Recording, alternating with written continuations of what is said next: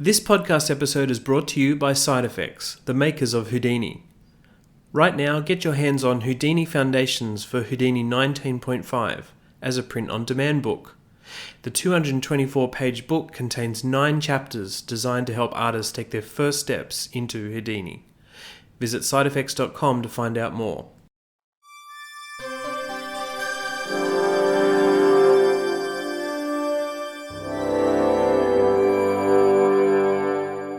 Hi everyone, welcome to the Befores and Afters podcast. I'm Ian Fales from Befores and Afters. This week we're chatting to Cinesite visual effects supervisor Ben White about his studio's work for Black Panther Wakanda Forever. The VFX Oscar-nominated film has a ton of impressive VFX scenes, and Cinesite was responsible for a few of them. Here we concentrate on the nighttime chase around and above the streets of Boston.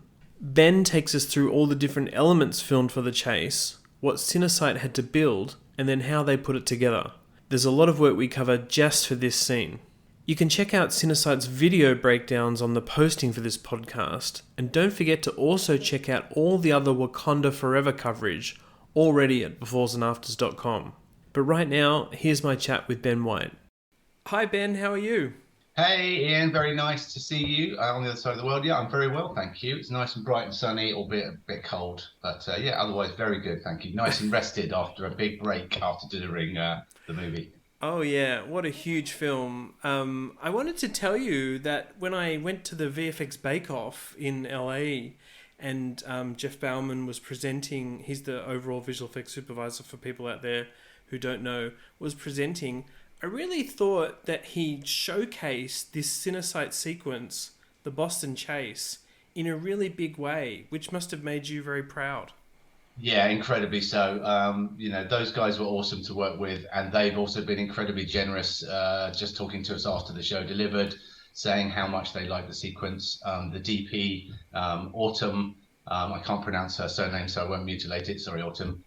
Who sounds great fun. Also, she's got a very particular eye, a very particular look, and we got a lot of really nice comments from her just saying, hey, these shots that were green screen on the bridge, that is literally what it was like standing there. So that was lovely. And again, as I'll say multiple times, just testament to the team and what a great job they did. So no, we were really, really flattered by that. That was great to hear.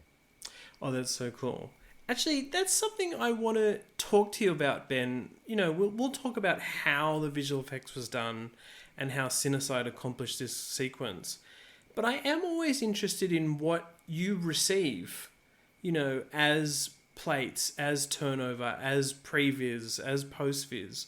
How did the sequence kind of come to you? What did you receive? So much. Yeah, it's a good question. They are really, really good at this stuff. Marvel generally are incredibly good, and having worked with Jeff before, and I've actually worked with Rala separately, they're both incredibly dedicated and detail-oriented, and they know how important all that stuff is. So we received really absolutely colossal amounts of data. For example, for the environment work, obviously, we have a chase sequence. What's also nice, just to interject, what we really enjoyed as well as a crew, and I've never had this before, was that our shots all ran in sequence. So the nighttime chase, starting with Riri being airborne, ending up with this colossal fight in the Hydra Bomb, then you cut to the next day for the aftermath with Ross on the bridge, all runs in one go. So we had basically 10 minutes of runtime, and then there were no other sequences that our team worked on. So that was kind of fun, that it literally just plays like a movie when you watch it back. To come back to the issue of data, yeah, I mean, just so much good stuff done. For the bridge environment, they shot multiple tile plates with 8K reds, huge amounts of overlap between them, because obviously we needed to make an incredibly high resolution panorama. They also shot just absolutely staggering amounts of DSLR bubbles, which could be stitched back together for sort of pseudo photogrammetry or just texture acquisition or anything like that. Then they also shot texture material. So absolutely colossal amounts of data for just that side of things. Obviously they LiDAR scanned what they could of the bridge, and at either end of the bridge there's a much more detailed part where the drone eventually crashes into the police cordon. All of that area was scanned at very high resolution because we had to do a lot there. And then continuing on the theme of arrays, we've all worked with array plates in the past, and there are always kind of blind spots and areas where there's sort of tricky things. we worked on a driving sequence for Black Widow, and they shot it with this great array, but there are always areas where there are some tricky bits. And hats off to Michael Ralla, because he really put a lot of effort into working out whether there's a better way to make an array plate base, which can give a more consistent way of getting stitches. Now, in our sequences, a lot of the arrays we used were either aerials or stuff that were for the static sequences. But he really went above and beyond designing and really thinking hard about how to kind of get, especially for traveling shots. So any of the moving vehicle shots where we've got driving array plates that you might use for backgrounds, he used the new stuff, and so I'm assuming he worked with Jeff on it as well. But hats off to them for kind of going, well, here's something that could be better. How do we try and make it better? And that kind of typified the approach. I think, we just, anything that you needed data-wise, they were so all over it. And that really helps, because then, of course, you've got every single bit of reference you need. And as you know, reference is king in this world. You don't want to be making too much stuff up when it has to just be photographic and sort of not questioned. It's really interesting, isn't it? Because the sequence and the whole film feels very photographic, but in fact, so much of it is synthetic. And the whole point of a driving scene, or even a more action scene that has aerials of the bridge area in Boston, is starts with photographic reality, but really is stitched together, and ultimately, I guess, is projections and CG models and everything coming together, right, Ben? Yes, definitely. I mean, the splitting it up into the two parts, we've got, we'll start with the kind of aerial parts. So we meet Riri Williams, who's Ironheart. She's zooming around in the amazing Mark I suit. And there are several sequences where she's kind of what we call at low level height. So she's skimming along the top of Boston. So for those particular shots, we were given the same things each time, which was, again, we had massive amounts of generic array material, which they shot from a helicopter. That wasn't using that ring array, that was using a more conventional front-facing 6-camera array, but it gave us really good material. Then the clients would make selects from that. They would then shoot Dominique, the actress who played Riri, on a blue screen stage in a full-size suit. So they made a full-size physical Mark I suit, and it's beautiful to look at. Obviously, it can't always allow her full mobility. So there were some plates where she was wearing really mostly the suit, and we were going to be putting on goggles and the thrusters and all that stuff. There were other shots where, just for practical reasons or safety reasons, she was only wearing a little part of it. Maybe she wasn't wearing the shoulder parts, and that varied from shot to shot. The interesting challenge with that one is blending the two cameras together, because of course these are not motion control. You've got somebody flying a chopper, and then you've got somebody operating in a stage. So they look really easy to do, those shots, when you look at them in breakdowns, but they're surprisingly fiddly to massage the cameras together so that the two things don't feel kind of disconnected. There wasn't that much augmentation for those kind of low-level flying shots of the environment. It was mostly plates and arrays, but just a colossal amount of effort goes into kind of really grading them carefully, making sure the stitches work. Then when we fly further up, you get into an obviously more CG world. So we're into fast-moving, exciting shots. She's kind of peeling away like a fighter jet. We're going through clouds. And obviously that's all kind of pretty much digital at that point. One of the things that was interesting about that, we were thinking, okay, great, I'm going to buy some really high-res pictures of Boston at night, and we can use those as the basis for our DMP. And of course, you can't get high-resolution satellite photography at night, because it's night and you can't do long exposures and it's just a big smudge. So that put a bit of a spanner in that plan. But we took, again, the arrays that the production shot for us, both at low level, and they also went as high as they could. So we took the highest altitude photography of the Boston area, and then we extrapolated that out with our DMP team and kind of made it work that way. In terms of realism, I think, paying attention to exposure is the watchword for everything, and both on the client side and Autumn's feedback, they were always very, very particular about that. And one of the things that we found fascinating about Autumn's style, and she's got a very beautiful photographic style, is that she actually likes things quite dark. As in, she will allow shadow density to be very high. I don't mean that the shots aren't lit well, they're beautiful, but she's kind of confidently using deeper shadows and stuff like that you don't often see. So we'd be producing versions of this, and we'd get notes back saying, can you bring it down half a stop, another stop? It's like, okay, that's fair enough. That looks a bit dark to us. But of course, when you see the whole thing together, you get a feel for how the filmmakers were working and what her kind of style is in terms of that stuff. It does make more sense. There's a particular shot featuring Riri and the motorcycle which Shuri is riding, and then the car, and they're coming towards camera. There's some fire and explosions. What I really love about that shot is I feel like it was actually used by either Marvel or the Academy to showcase the visual effects Oscar nomination. I'm sure you know. It was, yeah. We were so delighted by that. I think that's really cool, right? Yeah.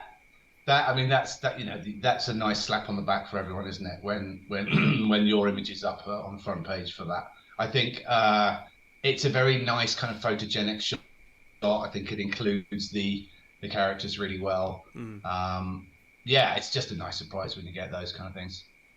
Talking about the sort of believability and realism, we should talk about the bridge sequence, because that's really the majority of it. So we talked about when Riri's flying around in the sky. So the original scope of work was we were expecting a lot more driving shots with the array and various environment cleanups. So when we see Okoye and Shuri racing across Boston in that beautiful Barracuda car and on the motorbike, there was originally an intention for more environment cleanups and projections. There wasn't as much of that. So the majority of our environment work really was the area around the bridge. So obviously we made a CG copy of the bridge. We'd already discussed a little bit how they gave us masses and masses of extremely high res footage, tile plates at night from the center of the bridge on various devices. So we used that to start working up the environment pano, but obviously we've got to find boundaries to blend foreground into midground into background.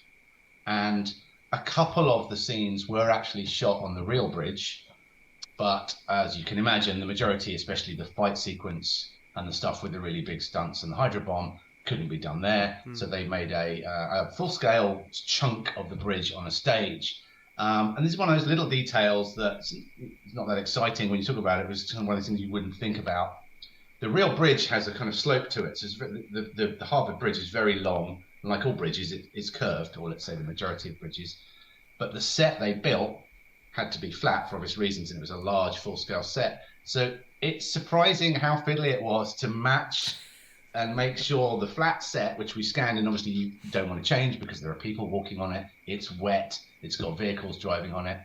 Just finding that sweet spot of how to blend that into the curve so that when you see those wide shots, the bridge drops away naturally, but the foreground all lines up. And it's one of those things, I mean, it wasn't something we thought about, and it didn't take that long. It was just surprisingly, like every time we tweaked it, we go, no, it doesn't quite work. You don't believe the transition here. Partly because there was just so much foreshortening from your point of view, looking kind of down. So that was something which surprised us. Then the majority of the environment work there, so you've got a nighttime outdoor set, so lit by Autumn and the crew.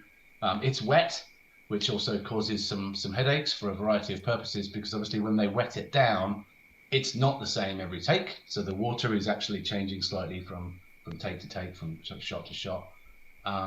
And in terms of integration, the challenge was taking that foreground set piece. We would then extend it into the midground, what we call the midground bridge. So the bridge that would take over 30 to 40 feet away behind the principal cast on the set, then blending that into the boundary elements, which would be things like the riverbanks, which might need a little bit of 2.5D, and then the two-dimensional map painting or animated map painting, which was behind that.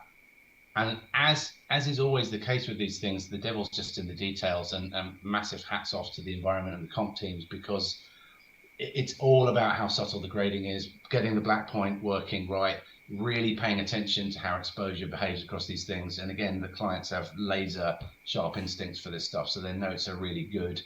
But an absolutely colossal amount of effort went into making sure that the components were all balanced really well. And then in terms of sweeteners, the lens effects, various artifacts. Autumn loves anamorphic lenses. I think she uses the Panavision T series, and I think she has them modified so they can fit on the Sony Venice. But there was a particular desire to really exploit her. You know, she uses these very, very beautiful kind of shallow depth the field. She tends to shoot wide open quite a lot of the time. And there was a big drive from Jeff and Ralla to really kind of go beyond what had previously been achieved in terms of lens integration, so anamorphic imperfections, astigmatism, flares, all this sort of stuff. So a lot more attention was put on that than certainly on any show I've ever worked on. And I know that Ralla and Jeff worked with Weta to make a kind of toolkit that I think is licensed via Epic. So they said, well, we need you to use this toolkit. So we used that for some of the work. So we had a couple of calls with them to use it, but we still needed to use traditional techniques. So I think all of those things come together just to give it that sense of believability, because, you know, I certainly have never worked on a show where we spent as much love on every single tiny bit of the lensing artifacts as that. I think all those stuff sort of comes together. Oh, I'm so glad you mentioned that side of it, because we don't always talk about that in visual effects creation in the stories that I do. That's really great, Ben. I want to talk about explosions. There's kind of two big ones, I suppose, with this bridge sequence. And the first is from the drone, which causes a fiery explosion.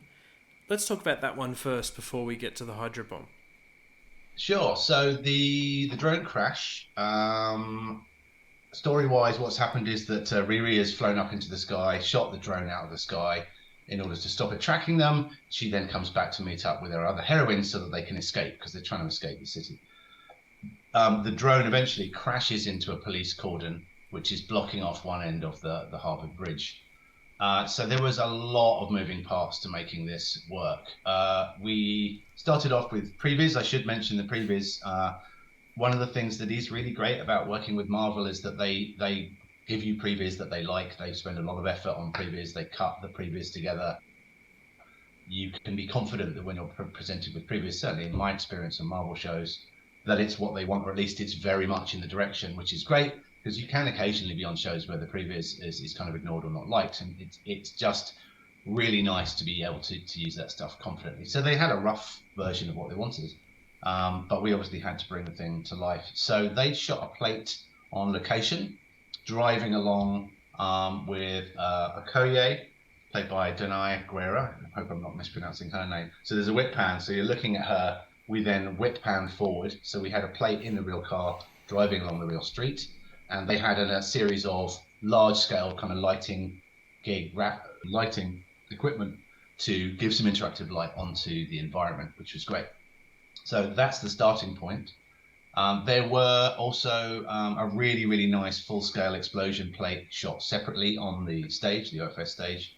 So they had full-scale police cars, and they did one of those just great big fiery explosions, which was beautiful, obviously shot at very high speed with a camera move so that we could kind of blend those two. So it's quite a lot of effort to kind of bring those things together, but the majority of the starting point was the practical explosion, which was gorgeous, the real cars that were around it, and then this plate.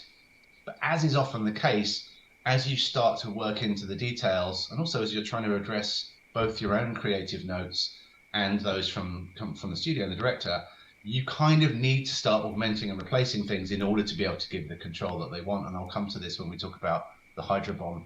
So although the main explosion is gorgeous, we couldn't move the cars. So we got asked to move the cars around. Well, we can't do that. So we had to erase all the real cars, replace them with CG. And so obviously then they all need little flame elements around them. And as you start to build more and more complexity, you end up with more and more elements. So we had all of the cars were CG, several of them flip over.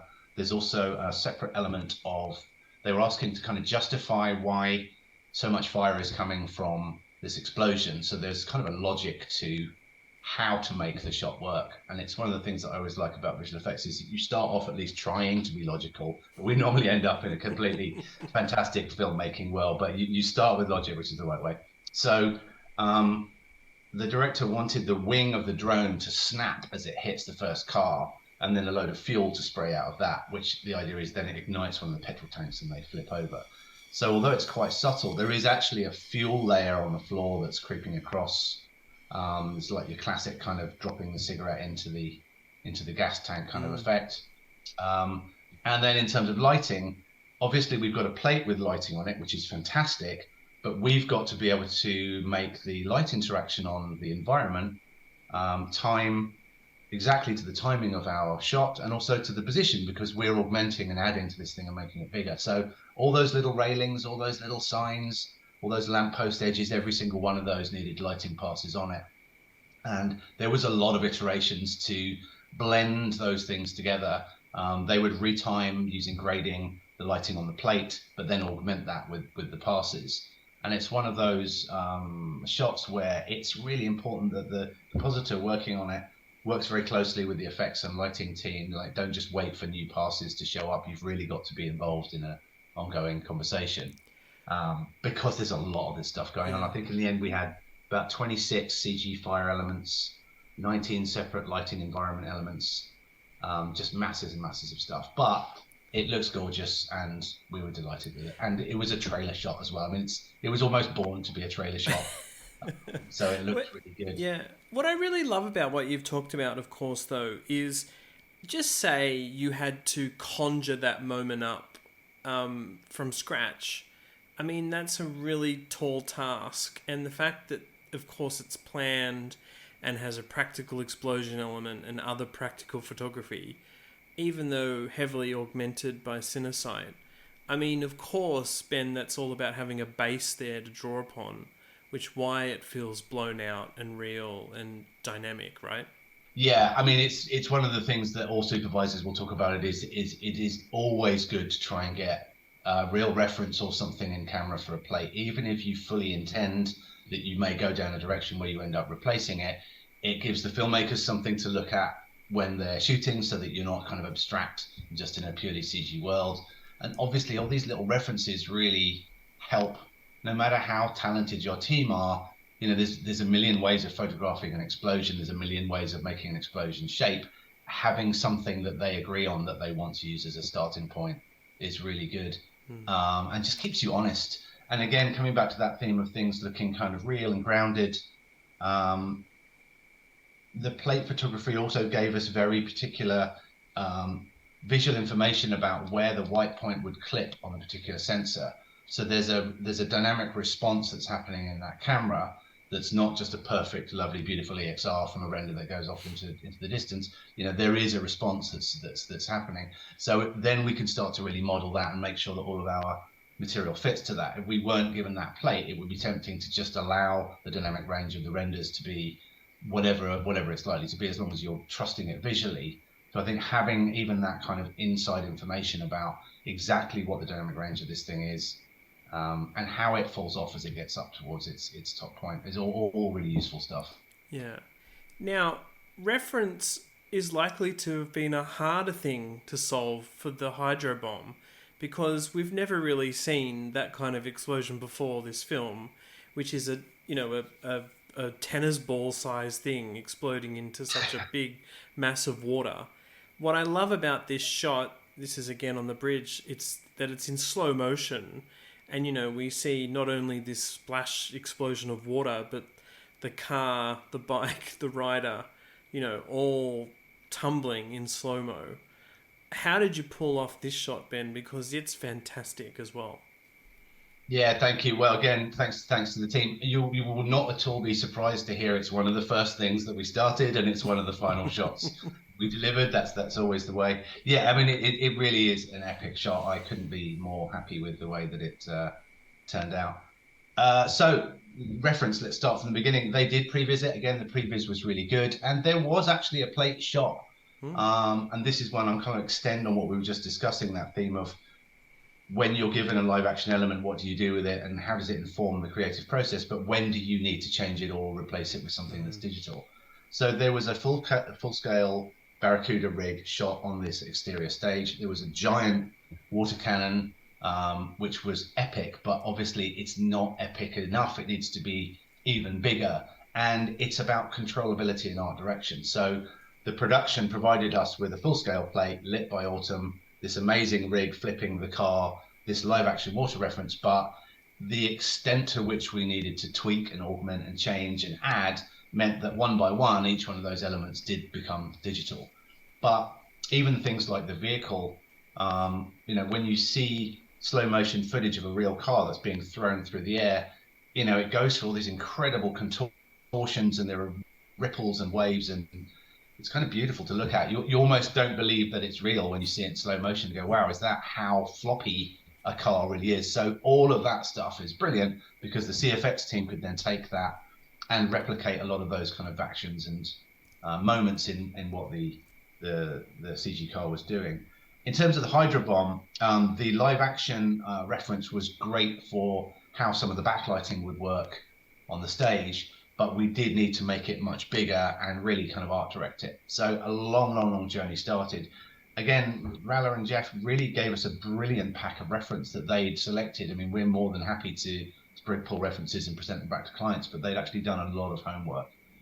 And one of the interesting challenges was that it's not what you think of when you say water explosion. You think of a depth charge under the ocean or a hand grenade in a river or something like that.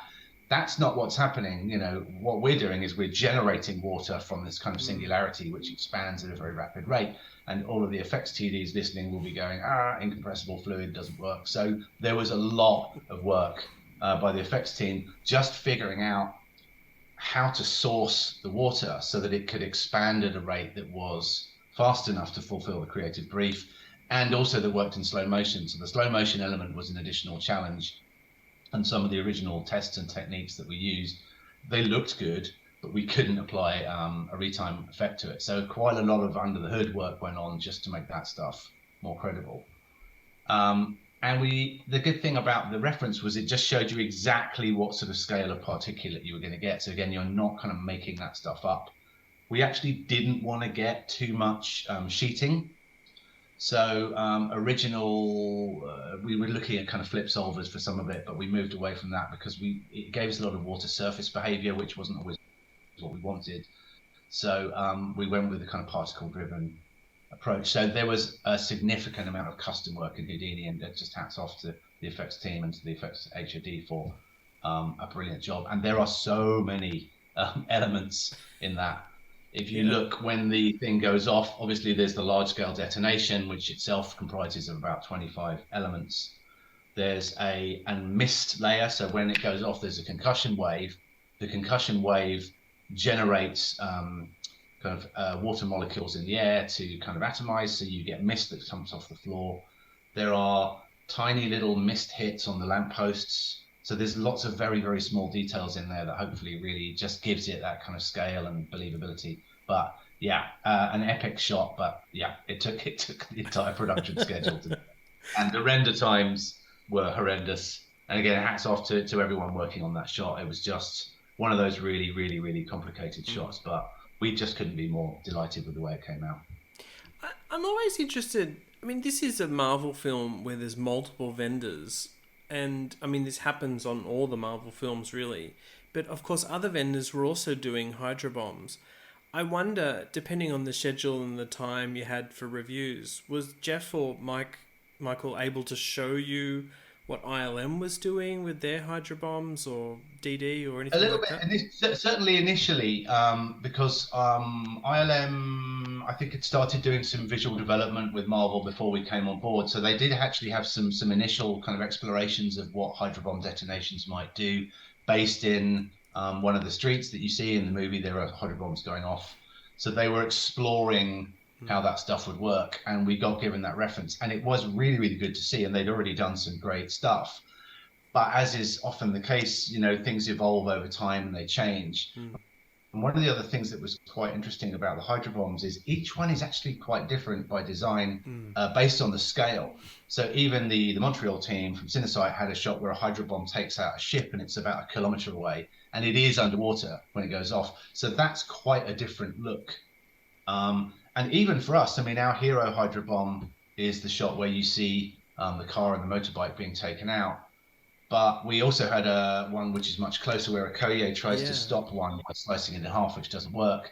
And that, again, had to be really art directed to make sense at her scale. If we'd have taken the ideas and the dev work that we'd taken from the Hydra Bomb, which is which is where our plan, we'd go, okay, well, we'll build this hero one and then we'll reuse it there. And whilst we reused some of the knowledge, it really couldn't be repurposed in that sort of straightforward way. Even the fact that the hero one that takes out the car is so close to the ground and so close to the vehicles really changed how it worked. So we had Again, an element of Denai on a stunt rig being pulled off into what would be the river, which we'd create, and some water spray. But it really had to be kind of designed again from scratch to make sense with the scale that she was at, and also just the kind of camera language. We're much closer in. The filmmakers want to see her being engulfed with water, but we also kind of have to keep a little bit of her in the shot, otherwise she's kind of gone pretty quickly.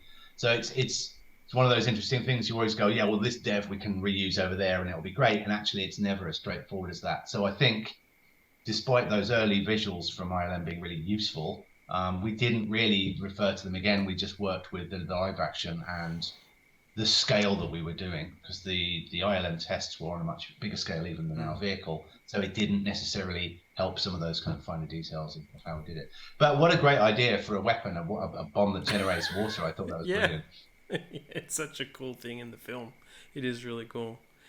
The confrontation that happens after that Hydra bomb, which is okay against the Talakanil enemies. Yep. Let's talk about that for a minute. Obviously, there's a fair bit of environment work going on there, but I'm also interested in the augmentations and additions and enhancements you had to do to some of the characters, because they've got rebreathers and they've got head apparatus and things like that. I mean, to me, that's a huge challenge in quite a frenetic fight scene. Yes, very much so. It's one of those things. There are two parts to that. There are the hero Telekanil. So you have Atuma, who's the big dude with that amazing sort of shark skull helmet. He's got like a hammerhead shark. Then you have Namora, and she's this sort of alpha female ultra warrior character with this incredible lionfish fin. Originally, when everybody sees them, they say feathers, but they are actually lionfish fins. And since we're going to talk about it, the costume and concepting on the Marvel side for those characters was just sensational. They really do look incredible and sort of kind of like nothing you've sort of seen before. The other warriors are in the background, so there are 3 supporting fighters who arrive, and they're going to try and take Okoye down. So we built very high-res digi-doubles of Namora and Atuma, and obviously the Riri suit, we'll talk a bit about her. There's a crash shot for her, built to a very, very, very high spec. I think we were the lead shop on those, so we then shared them with other vendors. The background warriors were not built quite to the same level of detail, but in terms of visible and invisible, there were 2 kind of styles of things we needed to do. You're absolutely right in terms of augmentation.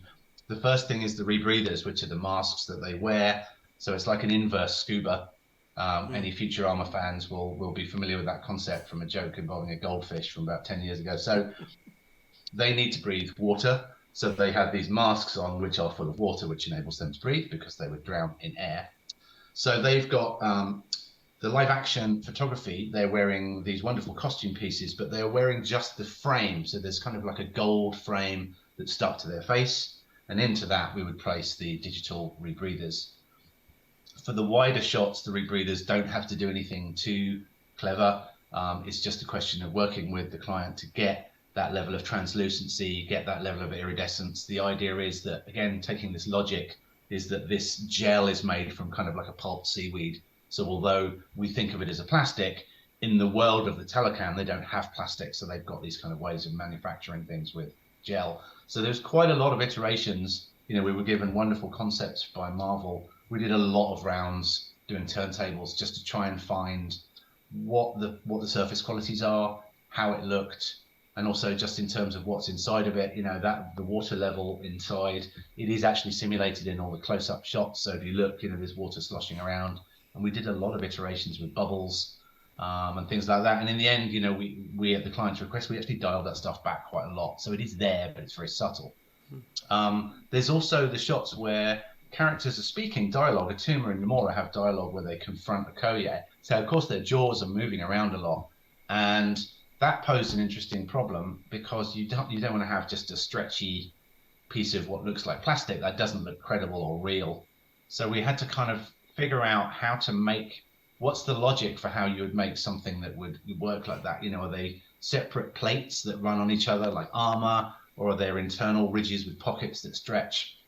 So our effects team did some kind of concepting work, and we came up with something that ended up being called the lobster shell. So there are a series of overlapping plates, but there's kind of almost like a pocket of spare material inside, so that when the jaw stretches, the plate slides slightly, but this pocket inside opens out so that you don't snap it. But what you want to avoid above anything is it stretching, because it just doesn't look good on camera. And yeah, surprisingly, again, one of those little details like the curvature of the bridge, it's not the most exciting thing to talk about, but it's surprisingly fiddly to get it to work. We did so many iterations on those things to make them just look just about right in shot and in camera.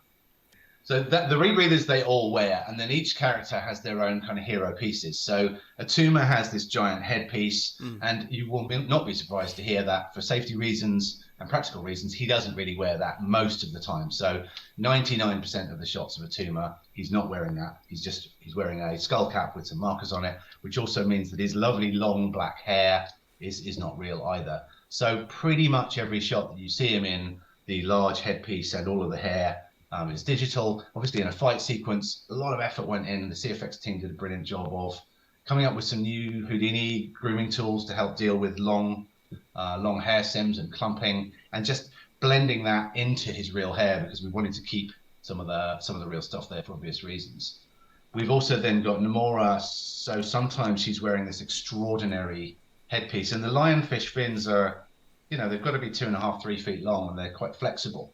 So there's a shot where she runs off to go and attack people. That's all digital. And as a look dev process, it was relatively straightforward. Again, we got a really, really good reference. But a lot of these plates in the fight sequence, what made the compositing so challenging is almost everything is wet. The wetness is changing from take to take, because that's just how the real world works when you have to redo wet downs. And there's flashing lights from the cop cars. So those really created a lot of challenges, because you've got foreground elements where Nomura's running away and her headpiece is, rotoscoped onto her head, and we've lit it. The lighting job have done a great job. But there's practical flashing light on the foreground, which is great. But the background cop cars are a separate element shot on the same stage on a separate night. So trying to synchronize the exact timing of those and getting the flares working, especially when you have materials that are as translucent as some of these things, that was really a massive amount of effort went into making that stuff match. So that was her challenge. Then you've got some of the less obvious things. So those are the kind of visible augmentations, but the stunt performers were outdoors at night in, I think it was October. The ground's wet, so their feet were obviously not having the best time. So they wore Crocs or other footwear. So we had to replace most of the characters' feet for the entire sequence. One of the stunt performers also has an elbow and a knee brace on, so we had to replace her elbow and knee for the entire sequence. Denai Guerra, who plays Okoye, has got muscle tape all over one of her shoulders, so her shoulder and one of her arms is CG quite a lot of the time. Plus there's a few shots where, when she's impaling people with spears, just to give the director the control he wanted, we actually replaced both her arms and her hands. So it's one of those funny things where you wouldn't necessarily know it, like obviously the rebreathers and the helmets, but the amount, the amount of roto anim for every single shot was crazy. And hopefully all that stuff is pretty invisible. Oh, it totally is. Even more so than what I said before. That's incredible. And I think, part of it too is that I'm concentrating on the actors during that sequence, but there's this whole 360 world around them. We've sort of already talked a bit about the environment work, but I think that just slots into that sequence so well as well there, Ben. Yeah, thank you. And agreed. It's because the foundations were so well done, again, from that amazing source material, but our comp soup and our comp team and our environment lead just did such a good job of constructing all of the values within all of that stuff so that it would behave properly. And obviously on a shot by shot basis, there are still little tweaks and anomalies and things that come up. Again, a huge amount of effort went into just getting the specifics of the bokeh and the lens behavior and the aberrations on all that stuff working. I think that definitely helps quite a lot. Because in some of those plates, most of the time you're looking along the bridge, once or twice you look sideways and you don't really have much, you've got a foreground plate and then nothing, and then the environment. Sometimes those are the kind of shots that can look a little bit cut out or not integrated. Things like the flares as well. Again, great reference provided by the production. and then they would all be reproduced manually inside Nuke. So it's great to have real flares, but unless you've got a locked off camera, it's pretty hard to use them in any meaningful way. So what they are, again, is this kind of ultra reference. So a brilliant job by the comp team of just really nailing so precisely the qualities of all of those flares, and a really kind of deep understanding of how to integrate them into shots really makes a big difference. So they never jump out at you. They just kind of feel like part of that lovely look of Autumn's kind of photography. Brilliant. And do you want to mention the whale, which so heralds the arrival of the Talican as well? So there's two whales. There's an orca, and then there's a humpback. Oh yeah. So Namora and the three warriors arrive on the orca, which is a bit unfair. It's like having mum and dad are driving on holiday, and there are three kids. And dad takes the giant SUV and drives on his own, and mum and the three kids get into a little original 1960s Mini and drive in great discomfort. So you've got four people on a relatively small whale, and then one guy on this giant whale. Obviously, Atuma is the kind of alpha male, so he gets the big entrance. So obviously fully digital. There's nothing unusual about the orca, as in there's nothing Talacanil-esque about it. So it is a regular orca. It doesn't have harness or any sort of riding equipment. The plate for that shot, we had all of those guys on a stunt rig coming down. And again, really, really good to have, but just the trajectory of what was necessary meant that we had to replace them with digi-doubles, because it wasn't possible. You can't extrapolate an arc like this backwards and have any control over how it arrives there. And the nature of how the whale came out of the water, we were trying to avoid too many jumps of sort of superhuman strength, although to be fair, the Talican, the whole point of them is that they do have superhuman strength. But we're trying to minimize the kind of really, really high kind of jumping from a standing start, which is something that humans generally can't do. So sometimes you kind of bump against it. So trying to make the apex of the whale's trajectory feed into what they're using as momentum to jump. There's quite a lot of effort went into that.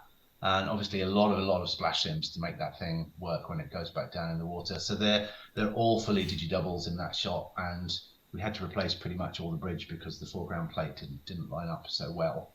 And when I say line up so well in terms of kind of lighting and wetness, it was a different angle. We'd already established in the preceding shot that view with a certain wetness on it, so we had to match that. Otherwise, you might balk at it. And then quite a lot of CFX work, as you can imagine, both for the orca and the humpback. These lovely, great, big, flubbery, flabby, giant things flipping about. So Houdini was definitely the weapon of choice for the CFX team, and they were just experimenting with ways of using kind of the animation skeletons as kind of masking tools to minimize flab amounts. So they drove maps to obviously influence where they wanted the control and how much of it they wanted. So you get quite a nice natural fall off of where you see muscle and fat and tissue wobble and where you've got a kind of more focused area. But in each case, there's only one beat for the whale. So we really designed it for the shot. We didn't have to think about, okay, what happens if they swim? What happens if they do a 360? So very much dialed in. Loads and loads of water elements. Obviously, water slicking off the whale, spray falling from it, re-entrance crash as it comes back in. For the humpback whale, obviously the same thing on a much bigger scale.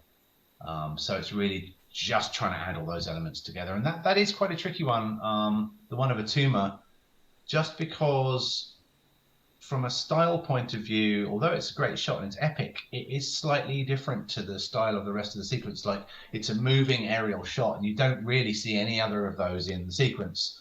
So it took a bit of extra work to go, okay, we still have to try and ground this. We have to glue it together with all these surrounding shots. But because the camera language is a little bit different, we were much higher, we're moving.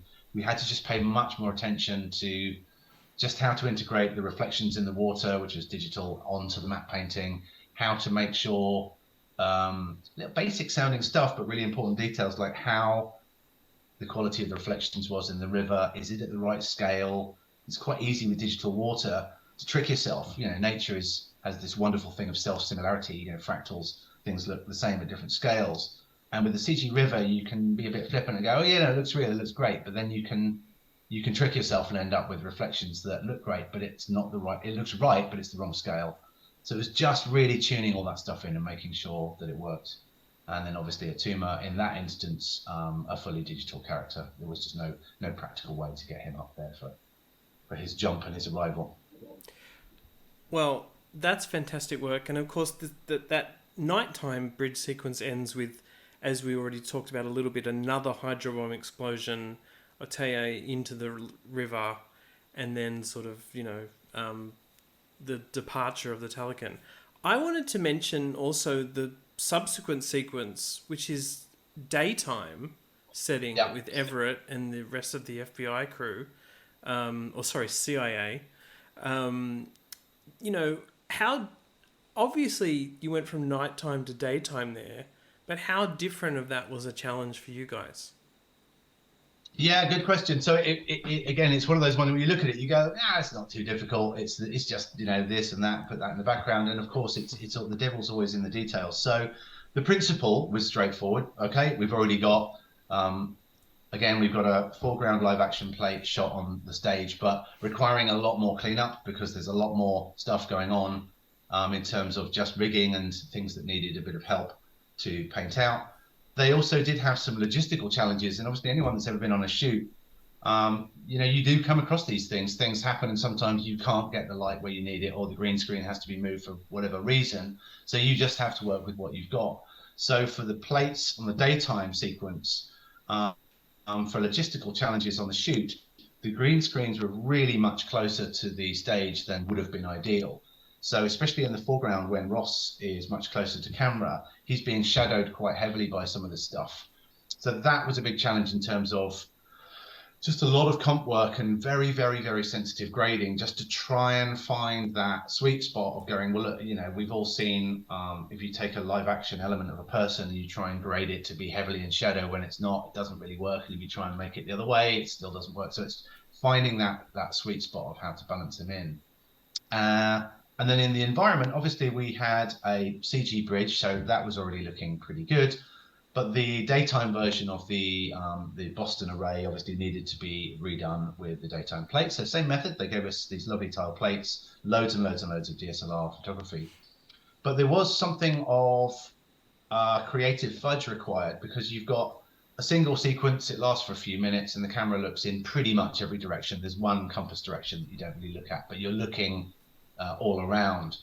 So we couldn't make a single 360 sky, because obviously it's all about this sense of light. So if we made a single sky, it would look good in some shots, but when you flip the camera the other way, it wouldn't work because of the changes of exposure.